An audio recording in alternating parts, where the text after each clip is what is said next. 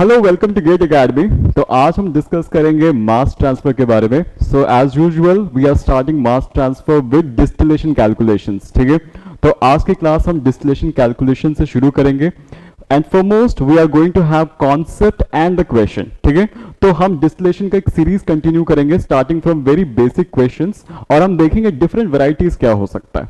ठीक है, सो about mass transfer, when we talk about mass transfer, it just means we have to separate, right? So basically कई सारे unit operations यहाँ पे involve होते हैं, right? तो that's why we need to make sure कि यहाँ पे unit operations involve होते हैं. One of the unit operation that is more important, that is distillation. ठीक है, so before we start the class, just let me know my voice is fine and the screen is okay. Okay, दो checks please.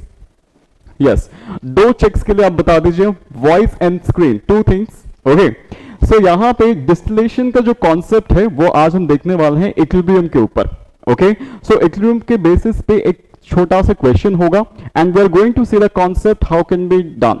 ठीक है, तो यहाँ पे सबसे important चीज क्या होता है डिस्टिलेशन में। Okay, so distillation is unit operation.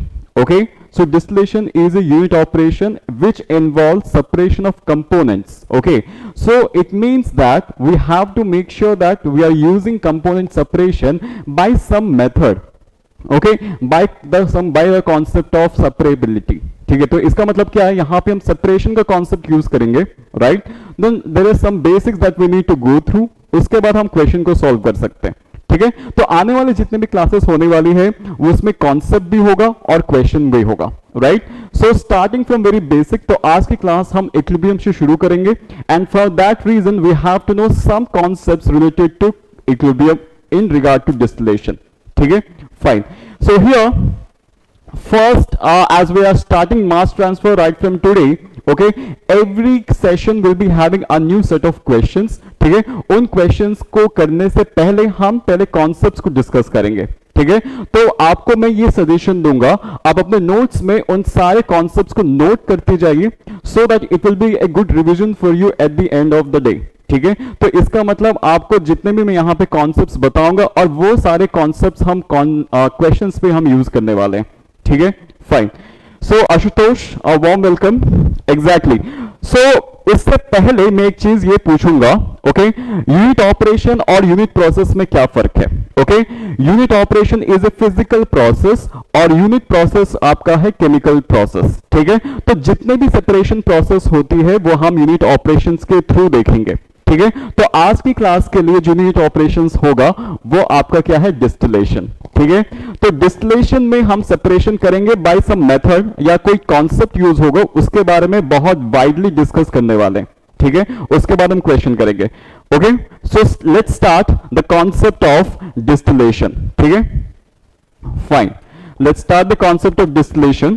First we have to mention some concepts. Suppose जब हम इक्विलिब्रियम के बारे में बात करते हैं, आपको क्या लगता है इक्विलिब्रियम का मतलब क्या होता है, आप ये बता दो। ठीक है, for any unit operations we use the term which is equilibrium. So what do you mean by equilibrium? हाँ, what do you mean by equilibrium? तो अगर कोई भी पूछे इक्विलिब्रियम का मतलब क्या है, तो आप क्या जवाब देने वाले हो? Okay, so equilibrium is nothing but it is a maximum separation which is achieved for any unit operation. ठीक है, तो इसको हम लिख सकते हैं the statement for the equilibrium. ठीक है, in case of mass transfer. ठीक है, तो यहां पे लिखेंगे maximum separation, यहां पे हम लिख सकते हैं maximum separation that can be obtained, okay, that can be obtained for ये एनी यूनिट ऑपरेशन। हम यहाँ पे डिस्टिलेशन के बारे में देखेंगे बट बेसिकली सारी यूनिट ऑपरेशन के लिए जो मैक्सिमम लिमिट होता है सेपरेशन का, तो उस मैक्सिमम लिमिट पे हम यहाँ पे बोलेंगे इक्विलिब्रियम है। ठीक है, so that can be achieved in any unit operation, that can be achieved in any unit operation, ऐसा हम लिख सकते हैं, कोई गलत नहीं है। ठीक है, तो यहां पे फिलहाल डिस्टिलेशन के बारे में देख रहे हैं, तो all the concepts will be related to distillation. ठीक है, फाइन। सो फर्स्ट थिंग यहां पे हम क्या करने वाले, we have to write some technical terms. ठीक है, तो टेक्निकल टर्म्स को पहले हम लिखते हैं। ठीक है, तो पहला जो टेक्निकल टर्म है वो क्या हो जाता है, इक्विलिब्रियम रेशियो। इक्विलिब्रियम रेशियो, ठीक है, ये सब क्या है, एक एक चीज बहुत अच्छे से हम डिफाइन करेंगे, ठीक है। और दूसरी चीज क्या है, ऑब्वियसली रिलेटिव वोलेटिलिटी। तो जब भी हम डिस्टिलेशन देखते हैं तो हम रिलेटिव वोलेटिलिटी के बारे में काफी एक्सटेंसिवली हम डिस्कस करते हैं, VOLATILITY, ठीक है। तो it is determined by alpha, इसको हम अल्फा से डिनोट करते हैं, आपको पता ही होगा, और ये आपका K से डिनोट करते हैं, ठीक है। तो ये आपका K से डिनोट होता है, which is equilibrium ratio. Okay, now when we deal with distillation concepts we have to make sure कि ये दो कॉन्सेप्ट्स काफी अच्छे से हम रिवाइज करें, ताकि हम जो भी क्वेश्चंस हो हम इजीली उसको सॉल्व कर पाए, ठीक है। Now when we talk about equilibrium we have two technical terms and we are going to discuss very elaborately, ठीक है, फाइन। तो अभी मुझे बताओ इक्विलिब्रियम रेशियो का मतलब क्या होता है। So we are going to define this technical term first, okay. तो वहां पे हम देखेंगे कौन से फैक्टर्स इंफ्लुएंस करते हैं, right, and also with the relative volatility, ठीक है। सो let's start with equilibrium ratio, ठीक है। तो इक्विलिब्रियम रेशियो क्या होता है, ठीक है। So just right the statement here. तो इक्विलिब्रियम रेशियो का मतलब क्या होता है, it is nothing but y by x, it is nothing but y by x, ठीक है, where y is the gas fraction, I would say the gas composition, ऐसा लिख सकते हैं gas composition, और x आपका हो जाता है liquid composition, ठीक है। तो जैसे आपको पता है जब हम बात करते हैं डिस्टिलेशन के बारे में तो दो components, suppose we are taking binary system, तो बाइनरी सिस्टम को हम सेपरेट करेंगे, राइट। तो there will be two components, तो टू कंपोनेंट्स को सेपरेट करने के लिए what we are going to do, we are going to use the concept of boiling point, okay. तो वो बॉइलिंग पॉइंट का कॉन्सेप्ट यूज करते हुए हम इसको डिफाइन कर सकते हैं, right. The lower boiling point will be achieved at the higher column, ठीक है। जो आपका हेवी बॉइलिंग पॉइंट होता है वो आपका नीचे आने वाला है, ठीक है। So basically y by x is nothing but the K, and y represents, suppose there is a component which is light component, उसका फ्रैक्शन है y and the its corresponding liquid है आपका x, ठीक है। तो इस बात को ध्यान रखिएगा, y by x represents your equilibrium ratio, ठीक है। तो इस बात को ध्यान रखिएगा, y by x represents your equilibrium ratio, ठीक है, फाइन। तो यहां पे कुछ कंडीशंस है जो हम यहां पे बात करेंगे, ठीक है। तो first when we talk about equilibrium ratio, it depends upon some factors, ठीक है, it depends upon some factors. उन फैक्टर्स का क्या है इंपैक्ट वो भी हम देखने वाले हैं, ठीक है। So first we need to know what factors influence this equilibrium ratio, okay. सो यहां पे आप देख सकते हैं, यहां पे जो आपको फ्रैक्शन है y by x है, तो इसका मतलब क्या है, if you increase the y that means you are going to have a good amount of vapour phase, right. तो इसका मतलब क्या है, so equilibrium ratio is dependent on temperature बोल सकते हैं, and also with the pressure, ठीक है। तो यहां पे दो ऐसे फैक्टर्स है जो हम इंफ्लुएंस कर सकते हैं विद दिस टेक्निकल टर्म, ठीक है। So first we are going to see what about temperature, ठीक है। तो यहां पे जब हम इक्विलिब्रियम रेशियो के बारे में बात करते हैं, we are talking about the factors, तो हम यहां पे फैक्टर्स के बारे में पहले बात कर लेते हैं, ठीक है। तो फैक्टर्स यहां पे जैसे हम बात कर रहे हैं, the first factor that we represent is temperature, okay, ठीक है। तो इसका मतलब क्या, जैसे आप टेम्परेचर इंक्रीज करते हो, इसका मतलब क्या होगा, कोई बता सकता है। अगर आप टेम्परेचर इंक्रीज करते हो तो y by x जो रेशियो वो कैसे इंक्रीज होता है, एनीवन? हाँ, y by x रेशियो कैसे इंक्रीज होगा, ठीक है। If you are increasing the temperature, how can we increase y by x ratio, ठीक है। कुछ ऐसी चीज बताइए जिससे हम प्रूव कर सकते हैं y by x का रेशियो इंक्रीज होता है, ठीक है, फाइन। कैसे करेंगे, if temperature is increasing that means we can say vaporization is increasing, okay, so vaporization will be more, ठीक है। तो जितना ज्यादा वेपराइजेशन होगा मतलब वेपर फॉर्मेशन उतना ही ज्यादा होगा, right. That means temperature is going to increase the equilibrium ratio, हम ऐसे बात कर सकते हैं, यस। तो हम ऐसे ही बात करेंगे। So we are making sure that if temperature is increasing that means we are making sure that vaporisation is taking place,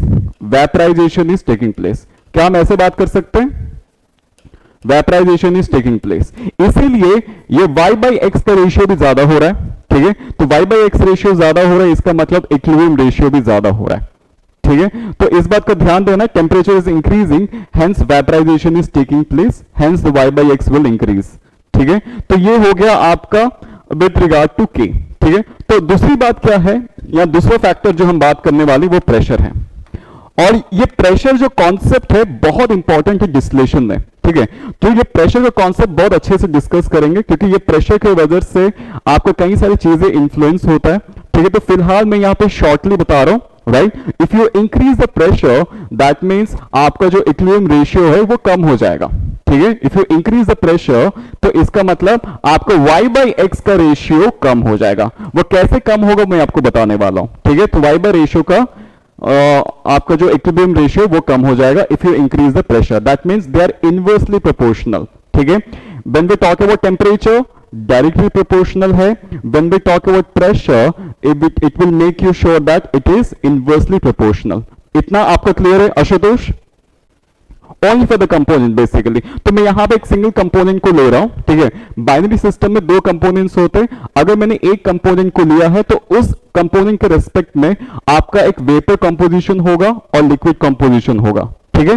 so in that way we are trying to define what variables are influencing the equilibrium ratio, ठीक है। तो ये के factor काफी important role play करता है, ताकि हमें ये पता चले कितना अमाउंट ऑफ डिस्टिलेट हमें डिस्टिलेशन कॉलम में मिल सकता है, ठीक है। फाइन। तो ये एक कॉन्सेप्ट है जो हम इस कैटेगरी में हम उसको स्टडी करते हैं, ठीक है। अब दूसरा जो कॉन्सेप्ट है वो होता है आपका रिलेटिव वोलेटिलिटी, ठीक है। तो ये जो रिलेटिव वोलेटिलिटी है वो क्या होता है इसके बारे में भी देखेंगे। ऑल्सो प्रेशर, मैंने जैसे बताया था इसके बारे में मुझे काफी एक्सटेंसिवली बात करना है। तो प्रेशर कैसे इंफ्लुएंस करता है हमारा रिलेटिव वोलेटिलिटी को, ठीक है। तो ये सारी चीजें डिस्टिलेशन के रिलेटेड है, तो इसीलिए ये कॉन्सेप्ट काफी इंपॉर्टेंट होता है कोई भी डिस्टिलेशन क्वेश्चन को सॉल्व करने के लिए, ठीक है। फाइन, यहां तक आया समझ में? यहां तक सबको आया? Pressure decrease, exactly. So here when we talk about equilibrium we are talking about the concept which is known as equilibrium ratio, okay. For any component which has two compositions, one is y with another one is x, the y is gas, the other one will be liquid, ठीक है। तो उन composition को relate करने के लिए हम k का इस्तेमाल करते हैं, और यहाँ पे जो दो टेम्परेचर यहाँ पे दो वेरिएबल्स है टेम्परेचर एंड प्रेशर, वो कैसे इफेक्ट करता है वो मैं आपको बता रहा हूं, ठीक है। तो अगर मैं प्रेशर के बारे में थोड़ा फोकस करूं, उसमें काफी ज्यादा कॉन्सेप्ट है, ठीक है। तो प्रेशर को रिलेट करते हुए हम काफी सारे कॉन्सेप्ट्स को हम रिलेट करेंगे, राइट। तो first I am going to discuss something about pressure, okay. So something about pressure, ठीक है। तो यहां पे प्रेशर के बारे में कुछ पूछूंगा आपसे, मैं आपके प्रेशर के बारे में कुछ पूछूंगा। So accordingly we are going to discuss how pressure is affecting the distillation process, ठीक है। फाइन। सो हियर पहली चीज क्या है? Pressure, right. पहली चीज क्या है? प्रेशर, ठीक है। तो प्रेशर तो ठीक है, उससे पहले मैंने आपको एक चीज बताया था, डिस्टिलेशन हम कैसे करते हैं? By the method of relative volatility, ठीक है। तो इसका मतलब ये क्या है, ये कॉन्सेप्ट क्या है, वो उसको पहले देखेंगे, उसके बाद हम प्रेशर के बारे में बात करेंगे, ठीक है। So first we need to make sure the concept of relative volatility has to be studied, the relative volatility has to be studied, okay. The concept of relative volatility has to be studied, okay. Okay अच्छा, अगर मुझे simple भाषा में अगर आप इसको explain करना चाहते हो तो आप क्या कर सकते हो? एनीवन? हाँ, anyone? Just help me out, how can you express the relative volatility concept in layman terms? अगर सिंपल भाषा में अगर आपको इसको एक्सप्लेन करना है तो आप कैसे एक्सप्लेन करोगे? हाँ, then I will go for the technical aspect, ठीक है। उसके बाद हम प्रेशर के बारे में बात करेंगे। हाँ, quick, any one of you just help me out, how can you define in layman terms regard to relative volatility? तो मैंने इसको अल्फा से डिनोट करना था, दिस इज अल्फा, अच्छी बात है। चलो, हाँ, it is a major of separation in distillation column, ऐसे बात कर सकते हैं। It is a major of separation, इसके बेसिस पे हम कंपोनेंट्स को सेपरेट करते हैं डिस्टिलेशन कॉलम में, ठीक है। ये काफी ऑब्वियस और बहुत सिंपल सा डेफिनेशन है, ठीक है। So it is nothing but a major of separation, it is a major of separation, ठीक है। मेजर ऑफ सेपरेशन, क्या हम ऐसे लिख सकते हैं? ठीक है। तो अगर मैं यहां पे मेजर ऑफ सेपरेशन के बारे में बात कर रहा हूं तो इसका मतलब कौन से बेसिस पे, ठीक है, एक पैरामीटर होता है, ठीक है, एक वेरिएबल होता है, राइट, तो वो किस बेसिस पे हम सेपरेट कर रहे हैं, राइट, किस बेसिस पे हम सेपरेट कर रहे हैं, एनीवन, किस बेसिस पे हम सेपरेट करेंगे, वेपर प्रेशर, ठीक है। जो अगर हम कंपोनेंट्स लेते हैं, लेट्स सपोज बाइनरी सिस्टम लेते हैं, तो हमारे पास दो कंपोनेंट्स हैं, ठीक है, तो at some temperature we have some vapour pressure, obviously boiling points के बारे में बात करते हैं, right. So here the measure of separation is based on your vapour pressure of the components, whatever the components that are present in the mixture, ठीक है। तो यहां पे वेपर प्रेशर के बारे में यहां पे हम फोकस करते हैं, vapour pressure of the components, vapour pressure of the components, ठीक है, vapour pressure of the components, ठीक है। अब ये बताओ वेपर प्रेशर जो होता है वो बॉइलिंग पॉइंट से कैसे रिलेटेड है, ठीक है। अगर वेपर प्रेशर ज्यादा है या कम है कैसे बता सकते हो, any one of you, Ranjay, हाँ, just help me out, how can you increase, how can you make sure कि रिलेशन क्या है वेपर प्रेशर और बॉइलिंग पॉइंट के बीच में, हाँ, वेपर प्रेशर और बॉइलिंग पॉइंट के बीच में, जिसका बॉइलिंग पॉइंट कम होगा वेपर प्रेशर ज्यादा होगा, राइट, वेपर फॉर्मेशन उतना जल्दी होगा, right, so that means vapor pressure of components is what we can say inversely proportional to boiling point, so if boiling point is low vapor pressure will be high, ठीक है। तो इसका मतलब क्या, it is indirectly measuring the boiling point difference, तो यहां पे boiling point का डिफरेंस मेजर कर रहा है। अगर दो कंपोनेंट्स है, अगर उन दोनों कंपोनेंट्स के बॉइलिंग पॉइंट का डिफरेंस ज्यादा होगा तो आपका सेपरेशन भी उतना ज्यादा होगा, ठीक है, तो आपका सेपरेशन का जो डिग्री है वो भी ज्यादा होगा, राइट, तो degree of separation will be more only when the boiling point difference will be more, okay. तो इसका मतलब यह है कि यहां पे बॉइलिंग पॉइंट का डिफरेंस के बारे में बात करते हैं, यहां पे हम बॉइलिंग पॉइंट के डिफरेंस के बारे में बात करते हैं। तो मैंने सारे चीजों को रिलेट किया है, ठीक है, boiling point, vapour pressure and then relative volatility, आया समझ में। तो यहां पे जो बॉइलिंग पॉइंट के बारे में बात करते हैं और यहां पे प्रेशर के बारे में बात करते हैं, ये दोनों के बीच में एक कनेक्शन है, इन दोनों के बीच में एक कनेक्शन है, are you understanding the point, there is a connection between, there is some concept between boiling point and pressure, okay, so now we can relate and explain how pressure is affecting in the distillation process, आया समझ में, यहां तक आपको clear होना है, ठीक है। तो रिलेटिव वोलेटिलिटी से वेपर प्रेशर को रिलेट किए, वेपर प्रेशर को हम बॉइलिंग पॉइंट से रिलेट किए, ठीक है। If boiling point is low vapour pressure will be high, okay, if vapour pressure will be high of course the degree of separation that depends upon the vapour pressure that is having a value, okay, so उसके हिसाब से हम यहां पे discuss करेंगे, okay, is it fine? Exactly. Now we are going to focus on the concept which is related to boiling point and pressure. Boiling point and pressure. अगर मैं आप लोगों से पूछूंगा इन दोनों के बीच में रिलेशन क्या है, कोई बता सकता है, कोई बता सकता है? If we increase the boiling point, how pressure will vary? Anyone? हाँ, anyone? How pressure is going to vary? Boiling point और प्रेशर के बीच में क्या रिलेशन हो सकता है, उस रिलेशन को हम बहुत अच्छे से यहाँ पे दिखाने वाले या फिर हम इसको अच्छे से एक्सप्लेन करेंगे और हम रिलेटिव वोलेटिलिटी को हम एक्सप्रेस करेंगे, ठीक है। हाँ, जल्दी, anyone just help me out, if you want to explain the relation between pressure and boiling point, what is the relation that exist, हाँ जल्दी बताओ, what is the relation that exist, anyone just help me out, there is nothing to think anything more, ठीक है, काफी simple सा concept है। अगर pressure दिया है और बॉइलिंग पॉइंट आपको पता है, इन दोनों के बीच में क्या रिलेशन होगा, जल्दी बताओ, हाँ, इन दोनों के बीच में क्या रिलेशन होगा। एंटीनोन इक्वेशन में रिलेशन का नाम नहीं पूछ रहा हूं मैं रिलेशन का नाम नहीं पूछ रहा हूं, मैं बस ये बोल रहा हूं कि इन दोनों के बीच में क्या डायरेक्ट रिलेशन है या फिर आपका इनडायरेक्ट रिलेशन है। It is direct relation. अगर प्रेशर ज्यादा है तो बॉइलिंग पॉइंट भी ज्यादा होगा यार, ठीक है। तो यहां पे देखिए प्रेशर ज्यादा है तो बॉइलिंग पॉइंट ज्यादा है, ठीक है। अगर बॉइलिंग पॉइंट ज्यादा है तो वेपर प्रेशर कम हो जाएगा। I getting my point? इसका मतलब क्या है, अगर प्रेशर को ज्यादा करोगे तो डिग्री ऑफ सेपरेशन कम हो जाएगा, मतलब आप जो अचीव करना चाहते हो सेपरेशन, वो आपको उतना सेपरेशन नहीं मिलेगा, right. So it will decrease the rate of separation if we increase the pressure, right. तो इस बात का ध्यान दीजिए। Exactly.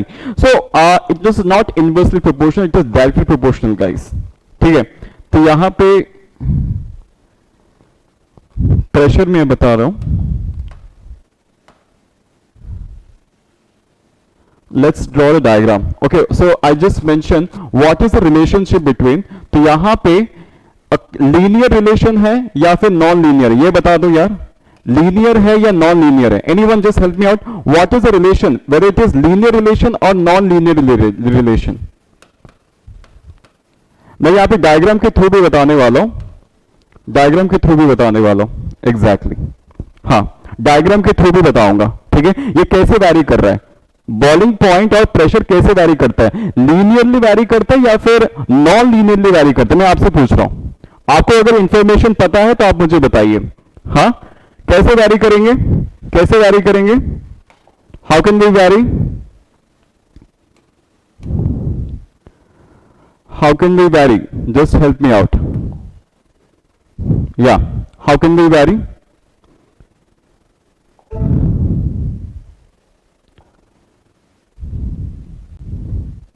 कैसे वैरी करेंगे बताओ? मैं यहां पे ग्राफिकली बताऊंगा ताकि आपको अच्छे समझ में आ जाए, ठीक है? चलो यहां पे देख लेते प्रेशर और बॉइलिंग पॉइंट का वेरिएशन, ठीक है? यहां पे मैं प्रेशर लिखता हूं वाई एक्सिस में, यहां पे आपका प्रेशर है और यहां पे आपका बॉइलिंग पॉइंट है बीपी, ठीक है? आया समझ में, ठीक है? तो यहां पे हम 2D कोऑर्डिनेट्स में बता रहे क्या रिलेशन है, राइट? तो ये एक नॉन लीनियर रिलेशन है, तो ये एक नॉन लीनियर रिलेशन, तो आपको ग्राफ कुछ इस तरह से दिखता है, जनरली जो प्रेशर एंड बॉइलिंग पॉइंट का ग्राफ है वो इस तरह से दिखता है, ऐसे, ठीक है? So it's not to scale but we need to look at the graph in this way, ठीक है? तो बॉइलिंग पॉइंट और प्रेशर का ग्राफ कुछ इस तरह से दिखता है। Is it okay Avinash? Non linear का मतलब है ये, लीनियर का मतलब स्ट्रेट लाइन, सिंपल, लीनियर का मतलब है स्ट्रेट लाइन, ठीक है? जितना प्रेशर बढ़ाओगे उतना लीनियरली बॉइलिंग पॉइंट भी बढ़ेगा, but it is not actually, ऐसे नहीं होता है। आपका जो रिलेशन है वो इस तरह से दिखा देता है इन द ग्राफिकल वे, ठीक है? तो ग्राफिकल वे से हम यहां पे बताएंगे। अभी वॉइस क्लियर है अविनाश? अभी वॉइस क्लियर है क्या? ठीक है, okay fine. So now here we are going to look at how pressure is affecting the boiling point. तो यहां पे आप देखिए, मैं आपसे सवाल पूछूंगा तो आप ग्राफिकली देख के बताइएगा, ठीक है? फाइन। तो यहां पे कुछ चीजें लिखूंगा तो आप मुझे बताओ, eight low pressure, eight low pressure, आप मुझे बताओ एट लो प्रेशर मतलब eight low pressure boiling point ज्यादा होगा या कम होगा, ये बताओ। सोच लो, मेरे पास दो कंपोनेंट्स है, मेरे पास दो कंपोनेंट्स है, कुछ इस तरह से लिखूंगा, मेरे पास दो कंपोनेंट्स है, एक कंपोनेंट का बॉइलिंग पॉइंट है, let's suppose any figure, let's suppose 60 degree Celsius, let's suppose I am taking 60 degree Celsius, the other component has a higher boiling point, let's suppose it is 100 degree Celsius, okay? Now we need to separate two components of different boiling points as 60 and 100, ठीक है? तो यहां तक आया समझ में? Fine. Now the thing is that आप मुझे बताओगे, आप मुझे बताओगे, अगर मैं प्रेशर को कम करते जाऊं, अगर मैं प्रेशर को कम करूं, लेट्स सपोज प्रेशर को कम करने का मतलब यह है कि प्रेशर को मैं कम करते जा रहा हूं, प्रेशर को मैं कम करते जा रहा हूं, I am decreasing the pressure, ठीक है? अगर आप प्रेशर को डिक्रीज करोगे तो आप बताओ बॉइलिंग पॉइंट का डिफरेंस ज्यादा होगा या कम होगा, जल्दी बताओ। हाँ, my do you understand the question? Exactly. मैं आपसे एक सवाल पूछूं, अगर यहां पे प्रेशर को कम कर रहा हूं, अगर मैं प्रेशर को कम कर रहा हूं तो बॉइलिंग पॉइंट का डिफरेंस ज्यादा होगा या कम होगा, ज्यादा होगा या कम होगा? आप देख के बताना, क्योंकि एक नॉन लीनियर ग्राफ है, तो नॉन लीनियर में एट लो प्रेशर डिफरेंस ज्यादा होता है। अगर आप देखोगे यहां पे जो स्टीप स्लोप है, तो स्टीप स्लोप में आपको डिफरेंस कम होता है, राइट? तो इसका मतलब क्या है, आप प्रेशर को कम कर रहे हो, तो प्रेशर को कम करने से at low pressures the difference of boiling points will be मोर। इसका मतलब क्या है, अगर आप प्रेशर कम करते हो तो उनका बीच का जो वेपर प्रेशर का वैल्यू से वो काफी डिफरेंस होगा, मतलब काफी ज्यादा डिफरेंस होने वाला है। इसका मतलब क्या, डिग्री ऑफ सेपरेशन ज्यादा होगा। आया समझ में? Just look at the figure, okay? At low pressure, as you decreasing the pressure, the boiling point difference increases very large way, ठीक ठीक है। तो जितना आप ज्यादा कम करते जाओगे उतना डिफरेंस आपको देखने को मिलेगा between the components. I would say the boiling point difference will be मोर। तो अच्छी बात है ना यार, अगर बॉइलिंग पॉइंट की डिफरेंस ज्यादा आ रहा है तो इसका मतलब डिग्री ऑफ सेपरेशन भी ज्यादा होगा। Are you getting my point? Are you getting my point? Just understand this point. Decreasing the pressure the boiling point difference is going to be more. In other way, अगर मैं pressure को increase करूं, अगर आप pressure को increase करो, ध्यान से देखना, अगर मैं प्रेशर को इंक्रीज करूंगा ये तो बढ़ेगा ना, ये जो जिसका बॉइलिंग पॉइंट कम है, जिसका बॉइलिंग पॉइंट कम है उसका वैल्यू बहुत ज्यादा तेजी से बढ़ेगा, मतलब बॉइलिंग पॉइंट उसका ज्यादा तेजी से बढ़ेगा because while increasing the pressure, ठीक है।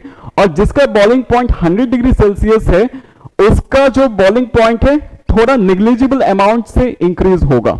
आया समझ में? मतलब जिसका कम बॉइलिंग पॉइंट है, अगर आप प्रेशर इंक्रीज कर रहे हो, राइट, अगर आप प्रेशर इंक्रीज कर रहे हो तो जिसका बॉइलिंग पॉइंट कम है वो काफी तेजी से इंक्रीज होगा। बट इन 100 डिग्री सेल्सियस, जिसका बॉइलिंग पॉइंट 100 डिग्री सेल्सियस है, तो ग्राफिकली मुझे ये पता चल रहा है कि यहां पे अगर बॉइलिंग पॉइंट को देखें विथ रिस्पेक्ट टू प्रेशर, तो प्रेशर इंक्रीज किए तो प्रेशर इंक्रीज करने से इसका जो बॉइलिंग पॉइंट है वो काफी तेजी से नहीं बढ़ रहा है, मतलब स्लोली बढ़ रहा है। तो इसका मतलब क्या, इन दोनों का गैप जो है ना, जो बॉइलिंग पॉइंट डिफरेंस है वो कम हो जाता है। Are you getting my point? At higher pressure the boiling point difference will be low, right. The boiling point difference अगर लो हो रहा है, मतलब अगर डिफरेंस काफी कम है तो वोलेटिलिटी ज्यादा नहीं होगा, तो इसका मतलब क्या है, डिग्री ऑफ सेपरेशन कम हो जाएगा। Are you getting my point? सबको आया समझ में? Yes.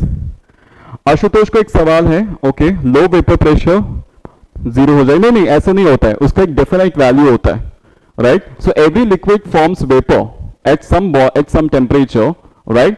So we can not say it is zero, right. So here यहां पे आप देखोगे अगर किसी का बॉइलिंग पॉइंट्स है, सपोज जिसका कोई भी बॉइलिंग पॉइंट्स है, so we can say that, एक चीज बहुत अच्छे से ध्यान दीजिए, at low pressure the difference in boiling points will be more.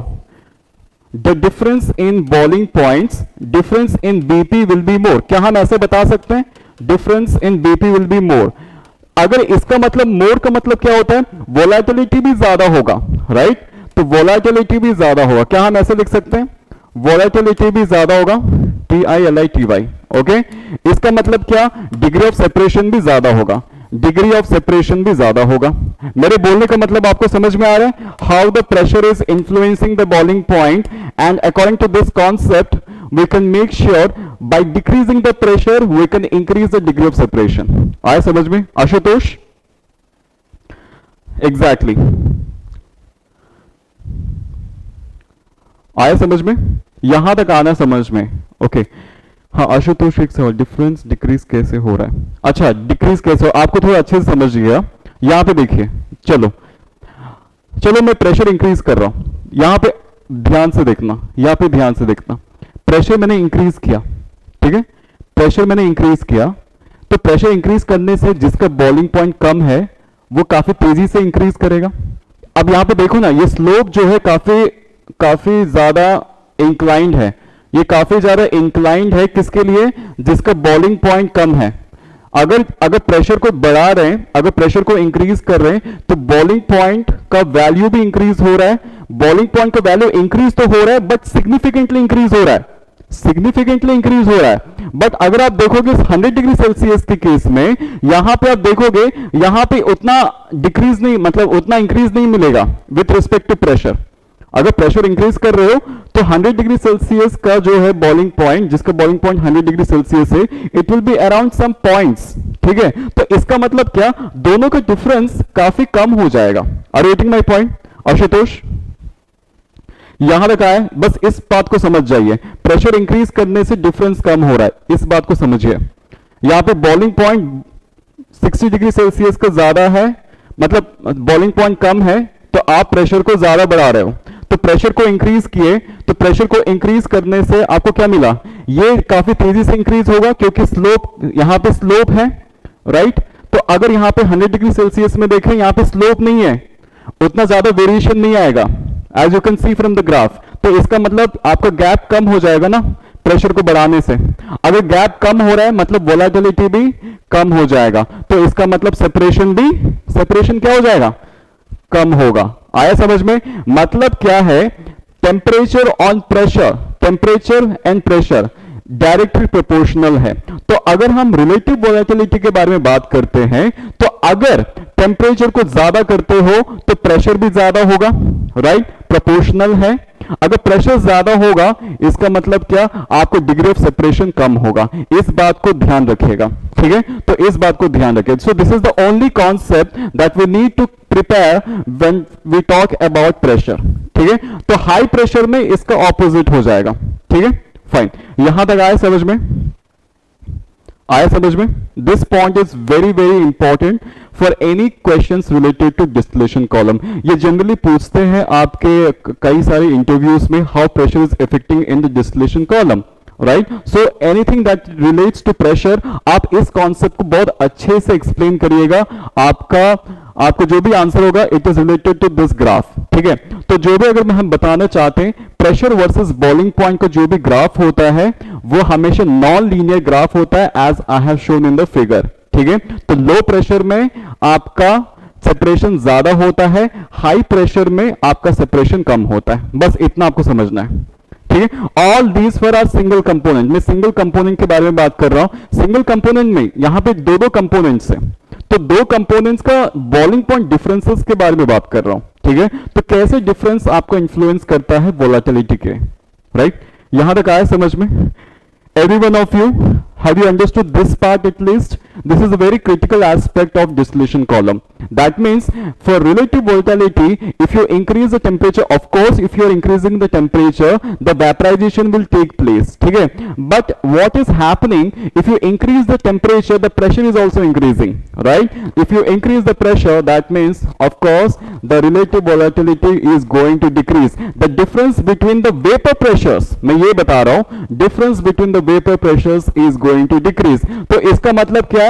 Alpha का वैल्यू 1 हो जाएगा। So basically मैं अगर यहां पे बात करूं रिलेटिव वोलेटिलिटी के बारे में, रिलेटिव वोलेटिलिटी के बारे में, ठीक है, तो इसका मतलब क्या, अल्फा का जो वैल्यू है, अल्फा का जो वैल्यू है वो 1 के बराबर हो जाएगा when if you increase the pressure infinitely, ठीक है। तो आप प्रेशर को इंक्रीज करते जाओ तो अल्फा का वैल्यू विल टेंड्स टू 1। इसका मतलब आपका सेपरेशन होगा ही नहीं, ठीक है। उसका मतलब क्या, आपका सेपरेशन होगा नहीं। There will be no separation for alpha equals to 1 because we are increasing the pressure. Okay, so as you increase the pressure, the alpha value will be decreasing. Okay, so that means the vapor pressures का ratio होगा वो 1 के बराबर हो जाएगा। मतलब the PAV will be equals to PBV।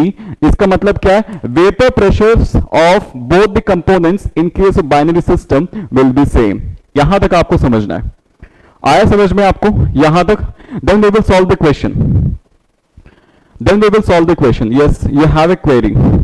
Exponential graph क्यों है, लीनियर क्यों नहीं है, कोई डेरिवेशन है? I think it is predefined, it is predefined Pratik, okay. It is based on experimental aspects, ठीक है। तो एक्सपेरिमेंटल एस्पेक्ट से ये पता चला कि जो वेरिएशन है वो लीनियर नहीं है, okay. There are some other experiments which have been perform under various conditions. तो हमें एक नॉन लीनियर ग्राफ हमें देखने को मिलता है। अगर लीनियर होता तो हम ये कॉन्सेप्ट को कभी एक्सप्लेन नहीं कर सकते। Are you getting my point? जो डिस्टिलेशन का जो कॉन्सेप्ट है which is basically the relative volatility, उसको हम एक्सप्लेन नहीं कर सकते if the graph would have been the linear. Okay, so we cannot make sure, because if for every increase in temperature the boiling points will increase linearly, then there will be no nothing, ठीक है। अगर आप pressure को increase कर रहे हो linearly तो आपका जो डिफरेंस है वो तो आपका वही का वही रहेगा ना। तो इसका मतलब आप जस्टिफाई नहीं कर पाओगे सेपरेशन को, ठीक है। आया समझ में सबको? This is fact, okay. So let's solve one question based on relative volatility, ठीक है। तो एक क्वेश्चन आज के क्लास में हम देखेंगे, राइट। बहुत बेसिक सा क्वेश्चन है बट वहां पे कॉन्सेप्ट भी है, ठीक है। तो चलते हैं क्वेश्चन की तरफ, चलते हैं क्वेश्चन की तरफ, ठीक है।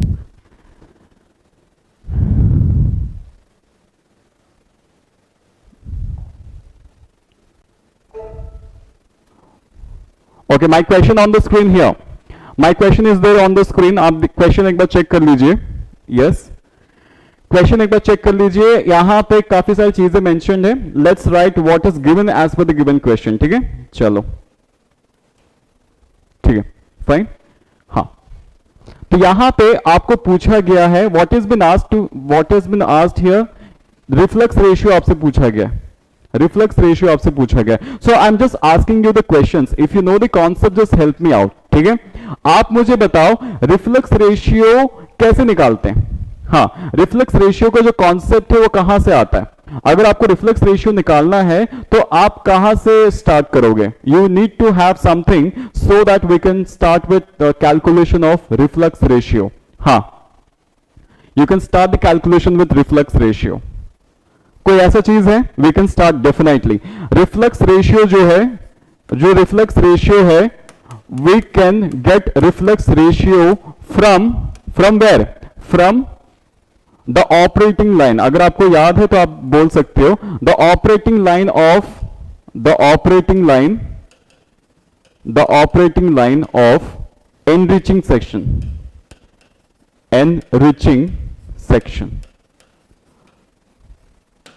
आया समझ में, operating line of enriching section, जिसको हम रिफ्लक्स रेशियो बोलते हैं. आया समझ में, यहां तक आया, यहां तक आया समझ में. जो रेक्टिफिकेशन कॉलम, जो आपका एनरिचिंग सेक्शन का जो ऑपरेटिंग लाइन होता है वो आपको पता होगा y equals to mx plus, वो भी एक लीनियर सा एक लाइन है, but I am writing the statement as r by are plus 1 x plus xd by are plus 1. अगर आपको याद है, ये इक्वेशन देखा भी है, आपने पढ़ा भी होगा अपने सेमेस्टर्स में कि ये एनरिचिंग सेक्शन का जो ऑपरेटिंग लाइन का इक्वेशन ये होता है. एंड ऑब्वियसली आपको इस इक्वेशन की क्लियरली पता चल रहा है ये r आपका रिफ्लक्स रेशियो है, और ये रिफ्लक्स रेशियो हम इसी इक्वेशन से निकालेंगे. इसका मतलब क्या, यहां पे जो r बाई आर प्लस 1 है वो स्लोप है. ठीक है, अगर आप इस क्वेश्चन से स्लोप निकाल सकते हो तो आपका ये क्वेश्चन सॉल्व हो जाएगा. Are you getting my point? If you can able to solve for this equation, if you find the slope of the equation of an enriching section, then you can easily find the reflux ratio for the given question. ठीक है, तो काफी easy है. तो आपको यहां पे r by r plus 1 का वैल्यू निकालना पड़ेगा so that you can easily get the answer which is r. ठीक है, आया समझ में, आया समझ में. ओके फाइन, तो यहां पे चलते हैं क्वेश्चन की तरफ. ये सारी चीजें मैं यहां पे बता दिया. Okay, let me take a screenshot. Okay fine, so I am going to explain over here. ठीक है, चलो आप मुझे यहां पे देखो, कुछ चीजें यहां पे डिफाइंड है. अल्फा का वैल्यू दिया हुआ है, relative volatility which is alpha is 2.5, the degree of separation is given as 2.5, ratio vapour pressures, ठीक है, 2.5 दिया हुआ है. XD का वैल्यू दिया है 95% विच इज 0.95, ये आपको पता है 0.95, ये आपको दे दिया है. यहां पे कॉन्सेप्ट को देखिए, the liquid overflowing from the two adjacent plates. तो यहां पे दो प्लेट्स के बारे में बताया जा रहा है, दो प्लेट्स का इंफॉर्मेशन दिया गया है with reference to liquid compositions. तो यहां पे एक बार हम प्लेट्स बना लेते क्योंकि यहां पे प्लेट्स के बारे में डिस्कस किया गया है, यहां पे प्लेट्स के बारे में डिस्कस किया गया है. ठीक है, तो प्लेट्स एक बार हम बना लें. ओके, तो एक प्लेट ये है और दूसरी प्लेट ये है. ठीक है, तो आप यहां पे देखो, यहां पे देखो, फाइन, लिक्विड है, ये भी लिक्विड है, और वेपर ऐसे जाएगा. आया समझ में, लिक्विड नीचे तरफ, वेपर ऊपर. ठीक है, फाइन. अब यहां पे देखो, सपोज यहां पे मैं ए लिखता हूं, ए, यहां पे बी और यहां पे सी. मैंने यहां पे ए बी सी लिखा है. तो आप मुझे बताओ, यहां पे क्वेश्चन में दिया हुआ है 58.6 mole percent A and 50% A from the two plates. तो आप मुझे बताओ ये जो ए है उसका वैल्यू क्या होगा इन टर्म्स ऑफ फ्रैक्शन. हाँ जल्दी, just help me out. If I want to calculate, you know, यहां पे आप देखिए, यहां पे जो दोनों प्लेट्स मैंने यहां पे बनाए हैं, क्योंकि यहां पे क्वेश्चन में दिया हुआ है दो प्लेट्स के बारे में. ठीक है, तो मैंने उन दोनों प्लेट्स को मैंने यहां पे लिख दिया. तो आपको पता है कि जिसका वैल्यू ज्यादा, सपोज यहां पे ए जो है वो आपका लाइटर कंपोनेंट है. ठीक है, यहां पे जो ए है वो आपका लाइटर कंपोनेंट है. जो लाइटर कंपोनेंट होता है वो आपको अपर कॉलम पे मिलेगा, राइट, उसका फ्रैक्शन ज्यादा होगा। इसका मतलब क्या है, that means this A will be something which is more. तो यहां पे हम लिख सकते हैं 0.586, शायद यहां पे लिखा हुआ है 0.586, क्योंकि A is the lighter fraction and of course the upper plate is going to have the higher composition of A। तो इसीलिए लिक्विड कंपोजिशन में अगर हम यहां पे लिखें इट विल बी 0.586 एंड वैसे ही यहां पे हो जाएगा 0.5। क्वेश्चन को देखते हुए मैं यहां पे इंफॉर्मेशन को लिख रहा हूं, आया समझ में? हाँ, A is 50 and B is 58.5। नहीं, यहां पे देखो क्लियरली देखो, आपको यहां पे प्लेट्स दिख रहा है, दो प्लेट्स मैंने बनाए, ध्यान से देखो। जो ऊपर का प्लेट है, ये प्लेट कहां पे है, रेक्टिफिकेशन कॉलम में। पहली चीज क्या है, ये दोनों प्लेट्स रेक्टिफिकेशन कॉलम में है, ठीक है। तो that means we make sure कि जिसका कंपोजिशन, सपोज ए आपका लाइटर कंपोनेंट है, तो लाइटर कंपोनेंट का जो परसेंटेज है वो ज्यादा होगा ना ऊपर की तरफ। जो प्लेट ऊपर में है उसका वहां पे जो परसेंटेज है ए का वो ज्यादा होगा, मोल परसेंटेज ज्यादा होगा, तो इसीलिए यहां पे ए का वैल्यू हो जाएगा 0.586, ठीक है। और वैसे ही अगर हम बी के बारे में बात करें, it will B 0.5। Obviously you can see here, जिसका वैल्यू ज्यादा है मैंने यहां पे लिखा क्योंकि percentage of A will be more because it is lighter distillate, ठीक है। तो यहां पे ए के बारे में बात कर रहा हूं, इसलिए यहां पे जो XD है वो कंपोनेंट ए के लिए है। आया समझ में? ठीक है, आया समझ में? आशुतोष का एक सवाल है, लेकिन वेपर कंपोजिशन में ज्यादा होगा ना? यहां पे देखिए, एज कंपेयर टू दिस, मैं यहां पे लिक्विड्स को कंपेयर कर रहा हूं, वेपर को अभी तक मैंने यहां पे कंपेयर नहीं किया। I am talking about liquids, ध्यान से देखिए, I am talking about liquids, ठीक है। 0.586, 0.5 यहां पे देख लीजिए, एक बार देख लीजिए, अच्छे से देखिए, फिर आपको समझ में आ जाएगा। 0.586, यहां पे 0.5।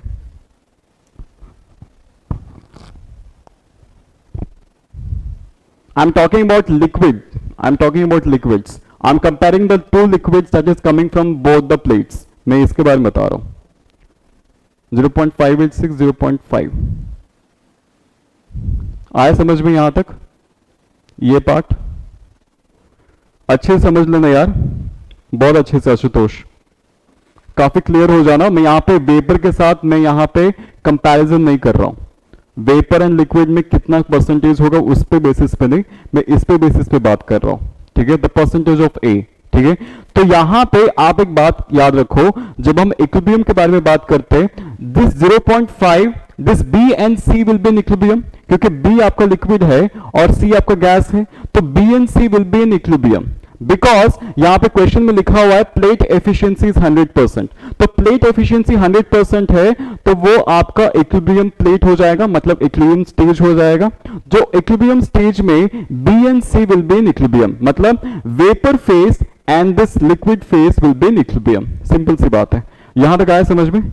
फिर एक बार रिपीट करो आशुतोष, मैं और एक बार रिपीट कर रहा हूं, देखो यहां पे और एक बार रिपीट कर रहा हूं। यहां पे मैंने दो प्लेट्स बना दिए जैसे क्वेश्चन में मेंशन था, तो आपको यहां पे देखना है टू एडजेसेंट प्लेट्स जो आपके हैं एनरिचिंग सेक्शन में, ये सबसे इंपॉर्टेंट है यार, एनरिचिंग सेक्शन में, ठीक है, कंटेन 58.6 एंड 50% रेस्पेक्टिवली, ठीक है। तो इसका मतलब क्या है, आपका जो ए में जितना है वो आपका 0.586 होगा और बी में होगा 0.5। इस बात को काफी क्लियरली देख लीजिए, हाँ, इस बात को काफी क्लियरली देख लीजिए, this part, this and this, ठीक है, फाइन।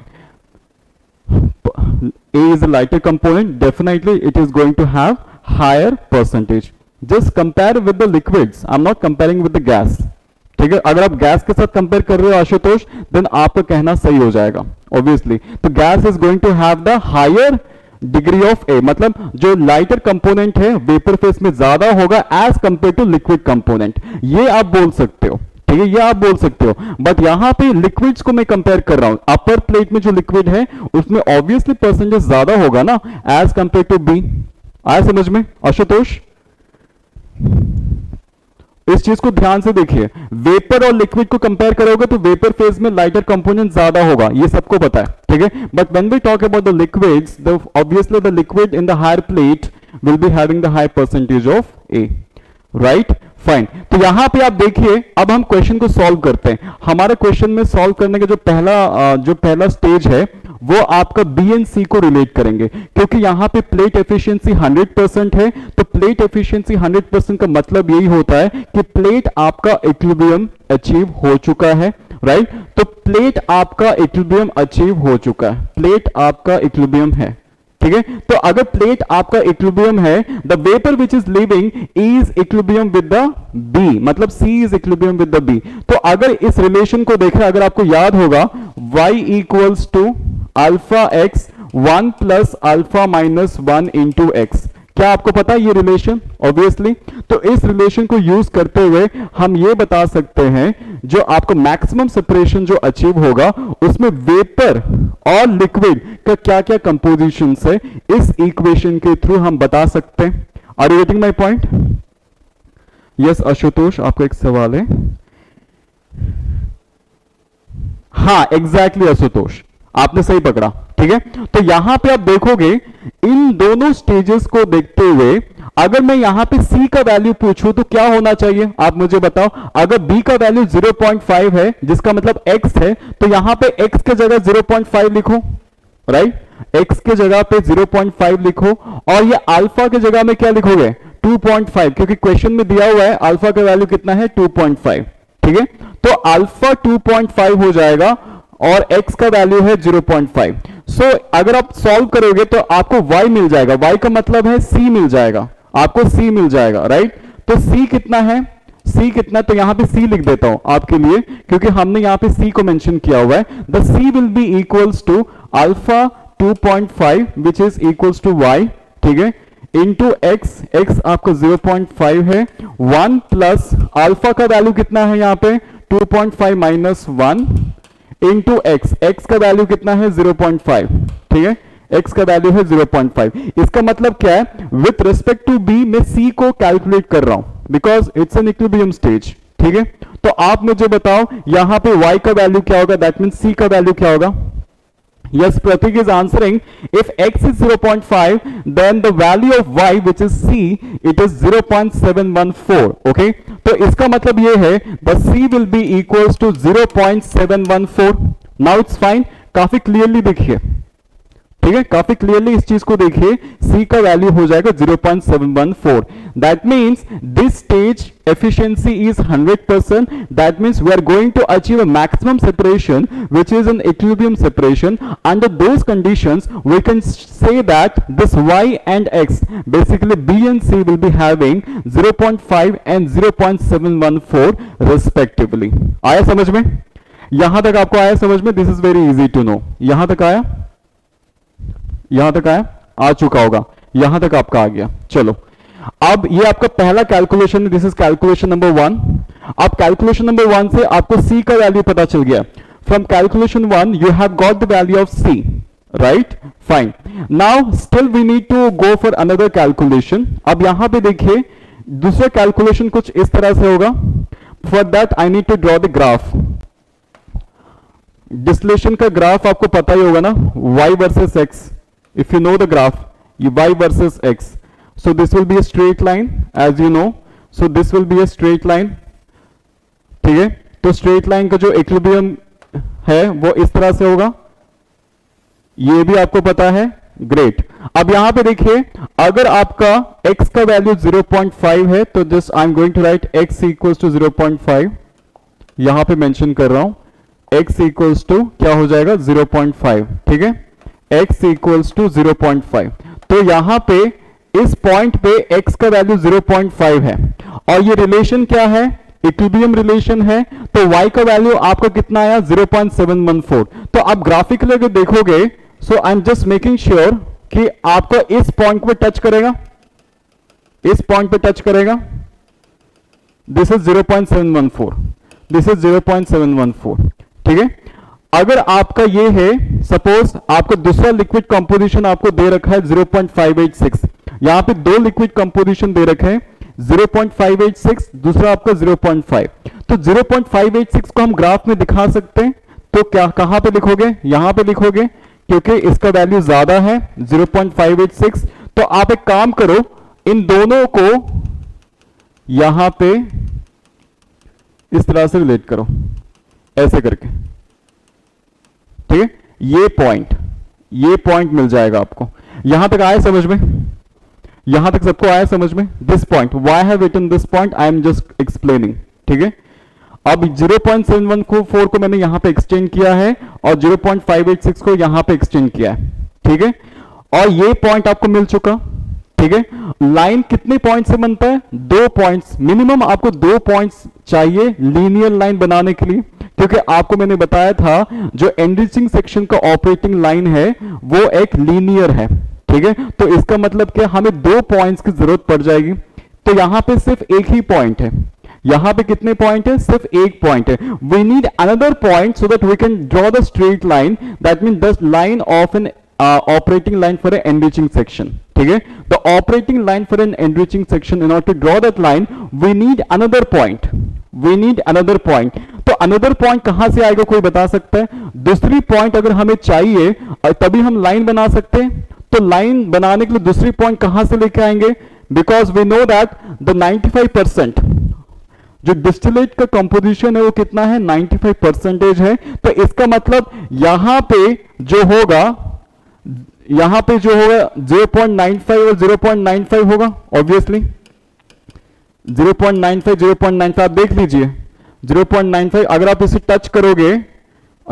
टच करोगे तो आपको यहां पे 0.95 आएगा। That means we are having 2 lines in this way and we are going to draw the line for an enriching section. ऐसे बना सकते हैं, अगर आपने किया है अपने सेमेस्टर्स में, you would understand very well in this वे। ऐसे बना सकते हैं, राइट। वी हैव 2 पॉइंट्स, यहां पे 2 पॉइंट्स है। एक पॉइंट आपको पता है क्योंकि डिस्टिलेट का कॉम्पोजिशन दिया है 95%, इसलिए मैंने यहां पे एक पॉइंट लिखा। और ये जो पॉइंट है हमने यहां पे वैल्यू निकाल के किया है, सी का वैल्यू 0.714 है, उस चीज को मैंने यहां लिखा। और 2 लिक्विड कॉम्पोजिशंस आपके क्वेश्चन पेपर में है, तो उसके हिसाब से हमें ये पॉइंट मिलता है। ये आपका क्लियर है? हाँ, ये आपका क्लियर है, this point. We need to make sure that we are drawing a straight line with the help of 2 points, with the help of 2 points. यहां तक आपको क्लियर है? हाँ, इसका जो स्लोप होगा वही होगा आपका r/r+1। ऑब्वियसली हमें क्या निकालना है? Reflex ratio. We need to calculate the reflex ratio. We are taking the help of enriching section, okay. The line of an enriching section, the line of an enriching section is a straight line which has a slope of r/r+1, right? That means we have to find the slope of this line. आया समझ में? We have to find the slope of this line. इसका मतलब क्या है? We need to make sure that the slope which is equals to r/r+1, that will be equals to, let's suppose this is x1 y1 and this is x2 y2, right? तो आप slope निकाल सकते हो। Just help me out guys, slope कैसे, कितना आएगा? Slope कितना आएगा आप मुझे बता दो। It is nothing but y2 minus y1 by x2 minus x1। क्या हम ऐसे लिख सकते हैं? आया समझ में? y2 क्या है? 0.95 माइनस 0.714 वेपर y देख लेना, y2 माइनस y1, और x1 क्या हो जाएगा? 0.586 है ना। तो x2 है यहां पे 0.95 माइनस 0.586 आने वाला है, 0.586 आएगा। यहां तक आपको क्लियर है? आप इसका आंसर बता सकते हो।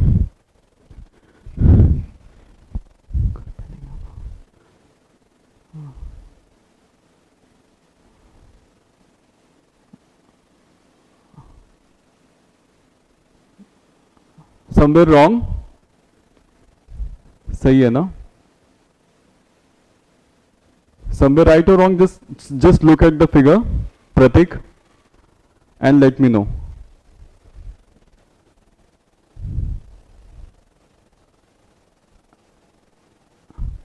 हाँ, just let me know. यहां से यहां, ठीक है? सबको क्लियर है ना? ठीक है। So this point and this point we need to make sure we are drawing a line which is enriching section line. ठीक है, ऑपरेटिंग लाइन है आपका टॉप सेक्शन का, तो उसका स्लोप आपका कुछ आएगा. From there we can calculate the value of R. ठीक है, पहले इसका वैल्यू बता दो क्या होने वाला है.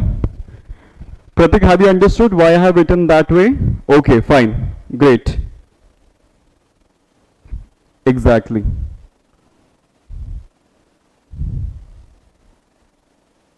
कर्व पे नहीं होगा प्रतीक, कर्व पे नहीं होगा, कर्व पे नहीं होगा. जो 95% आ रहा है, right, so that is not a maximum separation, that is not a maximum limit. ठीक है, आपको एक प्रोसेस में 95% आपको ए मिला है, बस इतना लिखा है, that is not the maximum point. Maximum कंडी 100% ना, मैक्सिमम अचीवेबल सेपरेशन तभी होगा जब आपका 100% है, राइट. तो आपको जो मिल रहा है ए डिस्टिलेट में वो आपका सिर्फ 95% है, right. So it is not, it will not lie on this curve. आया समझ में? हाँ, नहीं नहीं नहीं होगा, नहीं होगा, नहीं होगा Prateek. Did you get that point Prateek? वो नहीं होगा क्योंकि वो आपका 100% नहीं है ना, 95% अचीवेबल है. So that's why it will be not there in that curve. Please remember. ठीक है, सो दैट मीन्स यहां पे मुझे इसका आंसर बता दो यार. r बाई आर प्लस 1 का आंसर क्या होगा? I hope you will get the answer wrong. इसका आंसर कुछ होगा. Okay, just let me know the answer, then we can conclude the class. या we can conclude the class quick.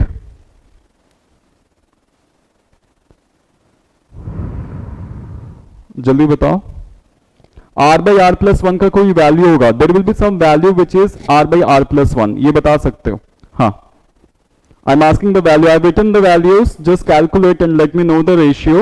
I would just say the slope, and from that slope you will be getting the value of r. And of course, the r value has to be greater than 1.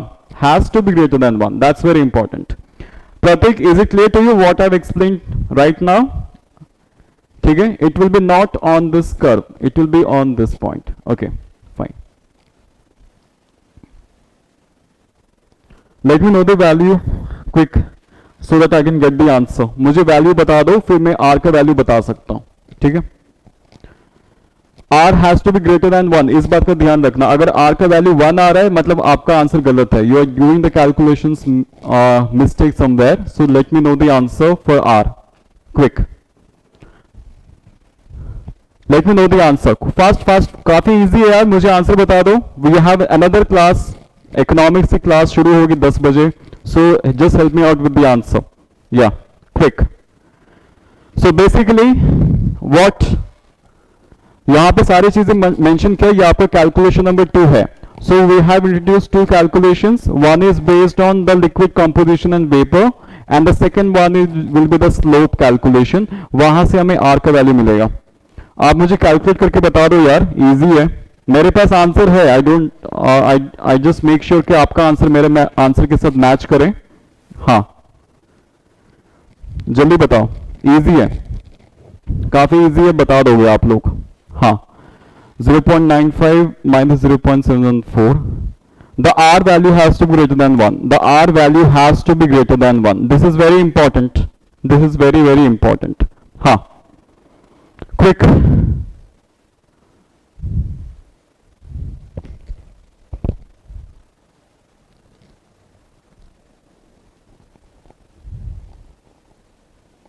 मैं यहां पे r by R one plus लिखा. We can also calculate reflux ratio with this intercept. आपको यहां पे दिख रहा है ये इंटरसेप्ट का वैल्यू है X D by are plus 1. X D by are plus 1, क्योंकि एक्स डी का वैल्यू हमें दे रखा है क्वेश्चन पेपर में 95%, मतलब 0.95. मतलब यहां से भी आपका रिफ्लक्स रेशियो निकल जाएगा. If you know the value of this intercept, we have 2 ways to calculate reflux ratio. अगर आप ग्राफिकली ड्रॉ कर रहे हो देन आपको इस वैल्यू लेना पड़ेगा इंटरसेप्ट का. उस इंटरसेप्ट का वैल्यू क्या हो जाएगा? X D by are plus 1. Right, the X D by are plus 1 is going to give you the R. ठीक है, 1.84 आ रहा है. Exactly, the value of r has to be equals to 1.84. So this is your answer for your question. ठीक है, तो इसका मतलब क्या है? In order to find the reflex ratio we have 2 formula. One is based on slope and another is based on your this intercept, because these two things are related to operating line of an enriching section. तो यहाँ पे question में enriching section के बारे में discuss किया गया, enriching section के बारे में डिस्कस किया गया. That means we need to mention that for enriching section which is y equals to r by r plus 1 x plus x D by are plus 1, ऐसे मैं लिख सकता हूं, right. So this is your slope, this is your slope and this is your intercept, this is your intercept. ठीक है, तो जो भी आपका लाइन यहां पे इस पॉइंट पे मीट करके एक वैल्यू आपको देगा, इसी वैल्यू से हम आर का वैल्यू निकालेंगे. Both the values has to be same which is 1.84. ठीक है, आया समझ में, right. So this is the entire concept. ये काफी बेसिक सा क्वेश्चन था, बट यहां सबसे इंपॉर्टेंट कॉन्सेप्ट ये है इक्विलिब्रियम. तो यहां पे सबसे इंपॉर्टेंट कॉन्सेप्ट है ये दो प्लेट्स के बारे में बहुत ज्यादा से ज्यादा आपको देखना है, right. You need to be very careful by writing the values. मैंने यहां पे वैल्यू क्यों मेंशन किया है ऐसे, यहां पे सी का वैल्यू कैसे निकालना है, ये कब निकालना है, जब आपका प्लेट एफिशिएंसी 100% होगा तभी आप सी का वैल्यू निकाल सकते हो इस रिलेशन को यूज करते हुए, राइट. अगर सी का वैल्यू निकला तो हमें नेक्स्ट स्टेप क्या करना है, स्लोप निकालना है. स्लोप निकालने के लिए मैंने ग्राफ बनाया है. ठीक है, तो ग्राफ को प्लॉट कर दिया है अकॉर्डिंग टू गिवन डेटा. जो ए बी सी का वैल्यूज है वो सारे के सारे वैल्यूज मैंने यहां पे डाल दिए हैं. वो सारे वैल्यूज यहां पे मेंशन करने के बाद मैंने स्लोप निकालना शुरू किया, राइट. तो स्लोप निकालने के लिए, स्ट्रेट लाइन का स्लोप निकालने के लिए मुझे दो पॉइंट्स की जरूरत पड़ेगी, राइट. तो दो पॉइंट से हम एक स्ट्रेट लाइन बना सकते हैं. तो एक पॉइंट आपको पता है विच इज 95% डिस्टिलेट, वो एक पॉइंट पता चल जाता है. और दूसरा जो पॉइंट है, हम सारे जो x के वैल्यूज है और y का वैल्यू है उन सबको रिलेट करते हैं और उसके हिसाब से हमें ये पॉइंट मिलता है, राइट. उन दो पॉइंट से हमें स्लोप मिलेगा, वो एनरिचिंग कॉलम का स्लोप है और वहां से आपका आर का वैल्यू मिल जाएगा. ठीक है, आपको 1.8 आ रहा है, नो इश्यूज, नो इश्यूज. अगर 1.8 भी आ रहा है, बिकॉज यहां पे आपको 3 डेसिमल प्लेसेस तक लेना पड़ेगा so that you can get the approximate value correctly. ठीक है, अप्रॉक्सीमेट वैल्यू अगर आपको करेक्ट चाहिए then you have to take to 3 decimal places, क्योंकि मैंने यहां पे 3 डेसिमल प्लेसेस को कंसीडर किया है. ठीक है, 1.8 आ रहा है, नो इशू, कोई बात नहीं यार, आप लोग चिल मारो, ज्यादा इतना टफ नहीं है. ठीक है, अगर आपको कैलकुलेशन, सबसे इंपॉर्टेंट चीज है आर का वैल्यू 1 से ज्यादा होना चाहिए, बस इस बात का ध्यान रखना है. ठीक है, if plate efficiency is not 100% then we cannot use this relation ना, we cannot use this relation. प्रतीक, अगर आपका 100% एफिशिएंसी नहीं है तो इक्विलिब्रियम अचीव नहीं कर पाएगा, मैक्सिमम सेपरेशन अचीव नहीं कर पाएगा, तब हम वो रिलेशन को यूज नहीं कर पाएंगे, राइट. जो हम रिलेशन को जस्टिफाई कर रहे हैं, y equals to alpha x 1 plus alpha minus 1 into x. ठीक है, तो ये एक नॉर्मल कैलकुलेशन है, ये एक आपका थियोरेटिकल कैलकुलेशन है. ठीक है, तो थियोरेटिकल कैलकुलेशंस हम ऐसे ही करते हैं. ये आपका जो मैंने प्लेट एफिशिएंसी 100% है, मैंने जानबूझ के लिखा है, right. At least if it is not given in the question paper, at least try to consider that the plate efficiency is 100%. Okay, if you consider this fact that plate efficiency आपका 100% है, then only you're going to use the relation which is y equals to alpha x 1 plus alpha minus 1 to x. आया समझ में आपको? प्रतीक, is it okay? Fine. So this is all about today's calculation, which is distillation calculation number 1. Okay. In tomorrow's class, we are going to have a different type of calculation. ठीक है, कुछ equations को मैं introduce करूंगा. जैसे आज की class में मैंने एक equation को introduce किया है, वो आपका enriching section का ऑपरेटिंग लाइन का इक्वेशन. ठीक है, वैसे ही जितने भी हम क्लासेस करते जाएंगे उसके हिसाब से हम क्वेश्चंस को करवाते जाएंगे, right. So we have distillation series so that we can have some number of questions. ठीक है, हाँ, ये सारी चीजें मैं धीरे धीरे बताऊंगा. आप जो भी क्वेश्चंस मुझे पूछ रहे हो, आपको हर क्वेश्चन में एक अलग अलग कॉन्सेप्ट के थ्रू आपके जितने भी क्वेरीज है वो सारे क्वेरीज को मैं बताने वाला हूं. ठीक है, do not worry, we will try to go ahead. Thank you so much for your time. Okay, so this was the first class for distillation calculations number 1. Okay, so we will meet in next class tomorrow with a new question और new concept, ठीक है, तो उसके हिसाब से भी हम discuss करेंगे. So if you want to practice questions based on the plates concept, ठीक है, जैसे आशुतोष का सवाल था, सर यहाँ पे लिक्विड में ज्यादा क्यों है, गैस में ज्यादा क्यों नहीं है. आप यहाँ पे देख सकते हो 0.5 0.714 बीएनसी आपका क्या है, इक्विलिब्रियम में है. आया समझ में, बीएनसी आपका क्या है, इक्विलिब्रियम में. तो मतलब सी का वैल्यू ऑब्वियसली ज्यादा होगा ना यार, वेपर फेज में लाइट डिस्टिलेट का परसेंटेज ज्यादा होगा. So it is clearly visible now. Okay, अगर मैं यहां पे 0.586 लिखता, it doesn't mean anything, right? So therefore we have to understand, for not to get C, which should have the higher percentage of A as compared to B. ठीक है, हाँ. अच्छा, please phase rule करते क्या, fractional distillation. C minus p plus two thermodynamics relation बता रहे हो. C minus p plus two degree of freedom.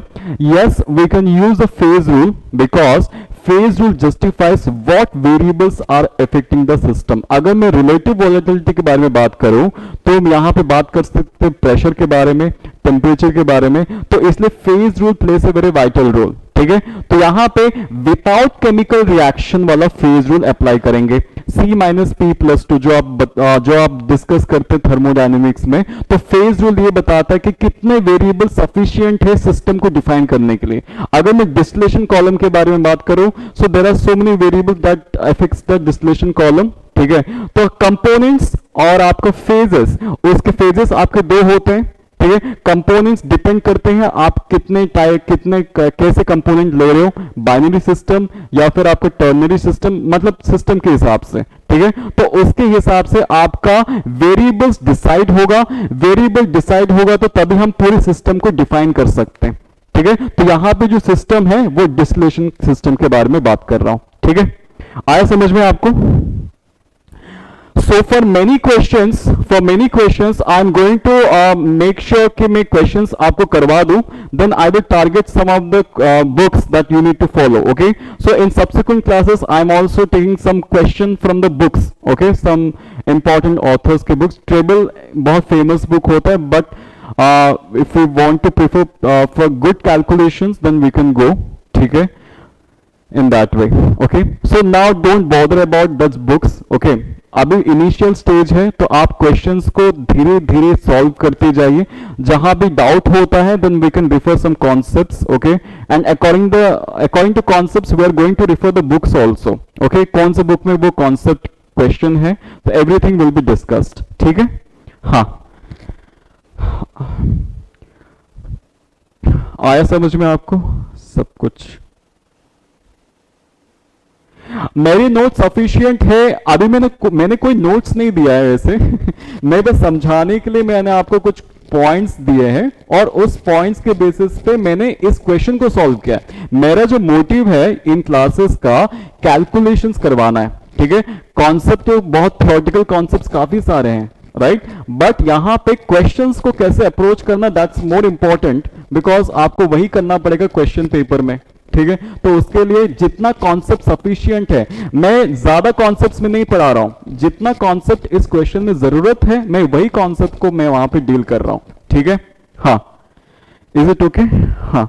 Is it extensive intensive variable, बताइए, वो समझ नहीं आ रहा है. अच्छा, यहां पे जो extensive intensive, because I am not dealing very deep with the thermodynamics right now, but I have explain what is related according to the distillation system. ठीक है, तो यहां पे अगर एक्सटेंसिवली देखें then I need to refer for thermodynamics. ठीक है, so for thermodynamics I need to go through how it affects extensively और इंटेंसिवली. ठीक है, तो उसके लिए मुझे गो थ्रू करना पड़ेगा, right, and for that reason I can explain in further classes if any question comes from any phase rule. Okay, so at least try to settle down first time being. We will come with some another concepts, couple of concepts will be there. तो उसके हिसाब से हम देखेंगे कि वो phase rule कहीं ना कहीं आता है या नहीं आता है. ओके, हाँ. ओके सर, इसमें कुछ एक्सटेंसिव इंटेंसिव वेरिएबल बताइए करके समझ नहीं आ रहा है. ओके, या फेज रूल, मैं आपको फेज रूल बताता हूं. Extensive intensive properties. ठीक है, प्रेशर, आपको पहले पता होना चाहिए एक्सटेंसिव प्रॉपर्टीज क्या क्या होते हैं, इंटेंसिव क्या क्या होते हैं. ये सारी चीजें आपको पता है थर्मोडायनेमिक्स में, तो आपको थर्मोडायनेमिक्स की क्लास करना पड़ेगा फिर, ठीक है। तो थर्मोडायनेमिक्स से ही हम एक्चुअली मैं ये बता रहा हूँ कि सिस्टम को डिफाइन कैसे करना है, वो मैं बता सकता हूँ, ठीक है। बट थर्मोडायनेमिक्स में वो सारे concepts we need to go through which variable, because काफी सारे वेरिएबल है which is dependent on mass, which is not dependent on mass, ठीक है। तो एक्सटेंसिव इंटेंसिव को उस तरह से हम रिलेट करेंगे। ओके, थोड़ा आपको वेट करना पड़ेगा उसके लिए फिर देन, ओके। हाँ, टेस्ट सीरीज को लेक्चर के साथ देते जाइए। I would request you, test series को लेक्चर के साथ रिलेट करके आप अपना प्रैक्टिस है वो आप कंटिन्यू कर सकते हैं, right. So this is that all about that I have discussed so far. So I'm going to discuss with some more questions. If you have asked questions, जैसे आप phase rule पूछा है, अगर मुझे यहाँ पे phase rule apply करना पड़े, then I'm going to extensively discuss what phase rule is and the whole aspect of thermodynamics. ठीक है, अगर thermodynamics मुझे include करना है, so I'm going to include if it is necessary for the mass transfer calculations. ठीक है, हाँ या एक्चुअली बहुत सारी चीजें हैं, क्योंकि जैसे आप प्रतीक आप भी बता रहे हो ना सारी चीजें, so there are lot many things to learn. मैं ऐसे नहीं बताऊंगा थर्मोडायनेमिक्स अगर अभी पढ़ाना शुरू किया देन मास ट्रांसफर तो you know right, so mass transfer पे ज्यादा फोकस करना है, right? If it is usable, then I'm definitely going to discuss. There are some set of points that we need to discuss for phase rule. ठीक है, चलो, thank you so much for your time. We will meet in next class and all the timings will be given in your telegram group. ठीक है, वो सारे timings मैं आपको relate करके दे दूंगा and just come to the class, next class tomorrow. Okay, thank you.